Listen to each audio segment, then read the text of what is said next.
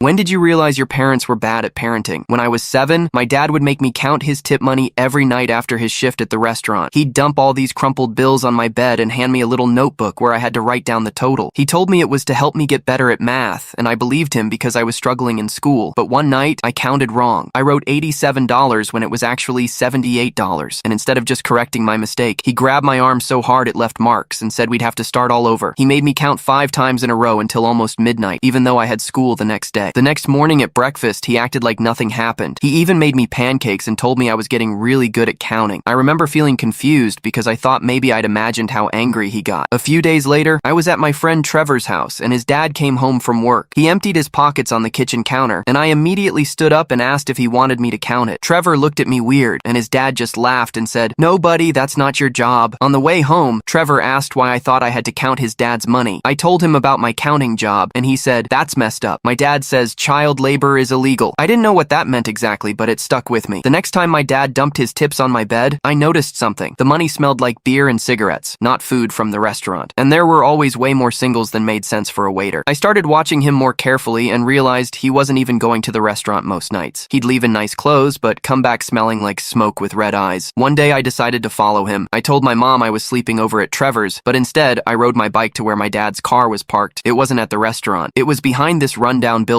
with neon signs. I peeked through a window and saw him dealing cards at a table with men smoking cigars. That night, I learned my dad wasn't a waiter. He was running an illegal poker game, and he wasn't having me count money to teach me math. He was using me as his accountant because if he got caught, he could say I just made up numbers because I was a kid. The worst part came a few weeks later when 2 men showed up at our door asking for my dad. My mom told them he wasn't home, but one of them said, "Tell him Joey wants the $1,200 his kid miscounted." I froze on the stairs, knowing it was my mistake that night when I wrote down the wrong number. After they left, my mom just sat at the kitchen table crying. I asked her if dad was in trouble and she said, "Your father's always in trouble." That's when she told me she'd been saving money to leave him for months. She just hadn't found the right time. 3 days later, while my dad was at work, we packed our things and moved to my grandma's house. My dad showed up there once, pounding on the door at 2 a.m., yelling that he needed his Lucky Charm back. He meant me. My grandma called the police, and when they came, they found betting slips and someone else's credit cards in his wallet. He got arrested right there on her front lawn. The day of his court hearing, my mom let me stay home from school. She sat me down and apologized for letting him use me like that. She said, "I thought I was protecting you by staying, but I was just teaching you that it's okay to be used." I still struggle with math to this day, but not because I'm bad at it, because every time I count money, I remember how it felt to know my dad saw me as a tool, not a son, and no amount of counting will ever add that up to love.